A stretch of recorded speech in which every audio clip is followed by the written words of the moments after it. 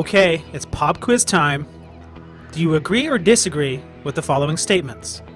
1. You are a certain kind of person, and there's not too much you can do to change that. 2. No matter what kind of person you are, you can always change substantially. 3.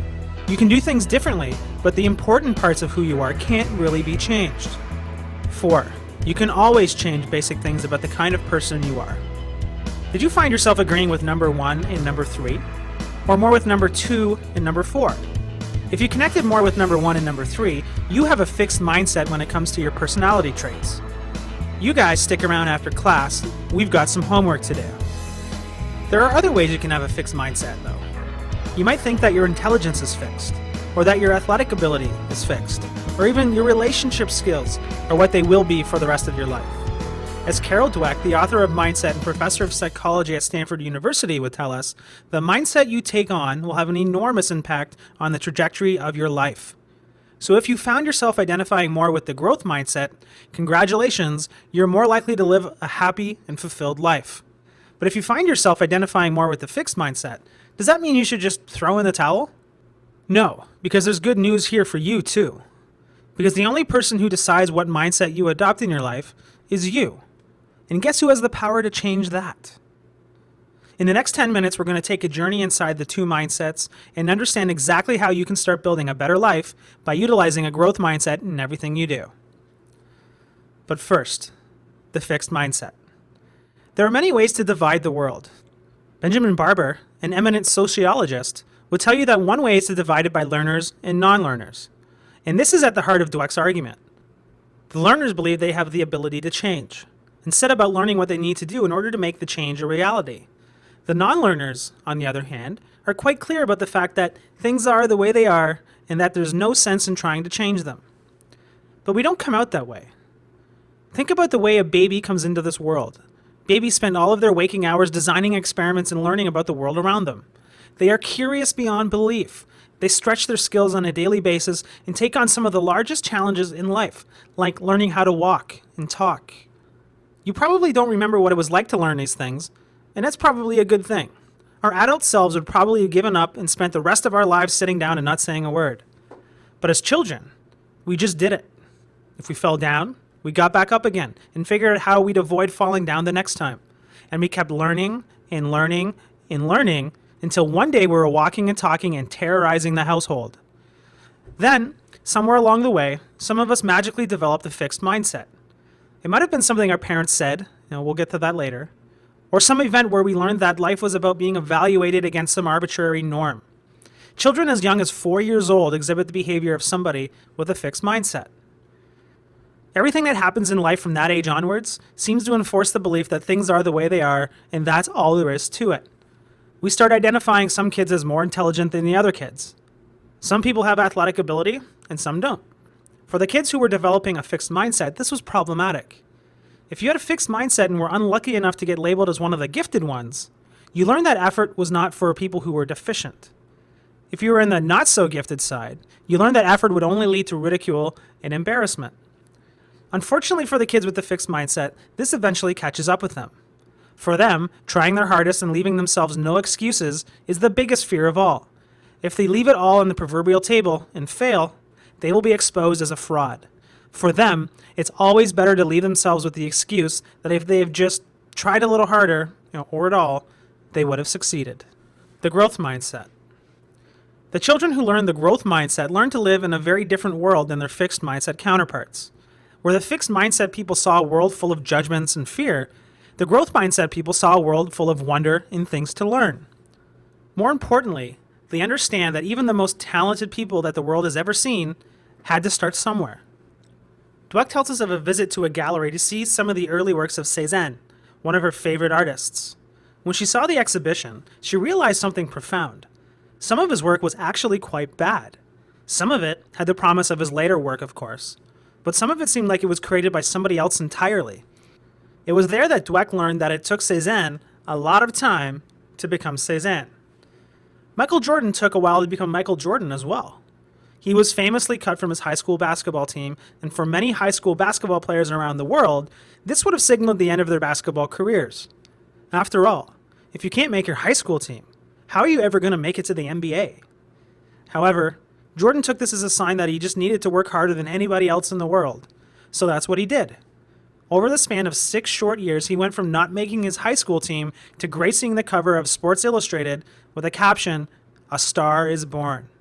He went on to become the best basketball player the world has ever seen. One of the other findings from Dweck's work is that people with a growth mindset find success in trying their best and in learning and improving. But what about after you've made it? Surely once you've been named the best basketball player on the planet, you can take it easy, right? Well, that's a trick question, because that's not even an option for growth-minded people. For Jordan, and all growth-minded individuals, success is about the journey, not the destination. The third finding of Dweck's work is that growth-minded people take control of the process that brought success, and then they maintain it. Mindset and leadership. But do these traits occur in the business world long after we've gone through our formative phases, or do they apply only in sports? You don't have to look too hard to find shining examples of both fixed mindset leaders and growth mindset leaders in the business world. One of the most famous examples of a fixed mindset leader is Lee Iacocca. Before Iacocca, most people thought that the business mogul had vanished with the age of J.P. Morgan and Henry Ford. But then Iacocca came along and became a role model for fixed mindset people everywhere, turning Chrysler around in what is now a business legend. For all the wrong reasons, of course. People like Iacocca have the belief that some people are superior, and that small crowd includes them. Instead of using their employees to the best of their abilities and for the good of the company, they use them to fuel their need to feel superior to everybody else. Classic behaviors include belittling their direct reports and scaring everybody around them to the point where you'll agree with everything they say to avoid being reamed out on a regular basis. This is what Dweck calls CEO disease, and Iacocca had a mean dose of it. Of course, whatever success these fixed mindset leaders seem to have never sticks for long, because they fall apart when confronted with failure. When things go wrong, they are driven to place blame with other people, make excuses, and generally avoid being made to feel like they had any role in the failure. Luckily, there are great examples of growth mindset leaders for us to emulate instead. Jack Welch, for all the nasty things that people said about him, was a growth mindset leader. Welch took the reins at GE when he was relatively young. In fact, the case he made to the outgoing CEO for why he should get the job was that he had a lot of quote-unquote runway, meaning that he had a lot of room to grow and that the company would benefit from his dedication to doing more and better every day. But he didn't start out that way. He was originally labeled a problem child at GE, who was arrogant and got by in his talent alone. Luckily, through episodes of literally blowing the roof off a GE building he was working in and other embarrassing failures, he learned that he still had a lot to learn. And learn he did. When he was climbing the ranks at GE, he originally was very interested in the pedigree of his team, preferring to hire engineers who had fancy degrees from places like MIT and Princeton. But he learned later on that the most valuable thing an employee could bring to the organization was a growth mindset, because over time, that would erase any advantage that a degree from a top school could produce. The inner hunger, as Welch described it, was paramount. Of course, these are just 2 famous examples of each mindset in action.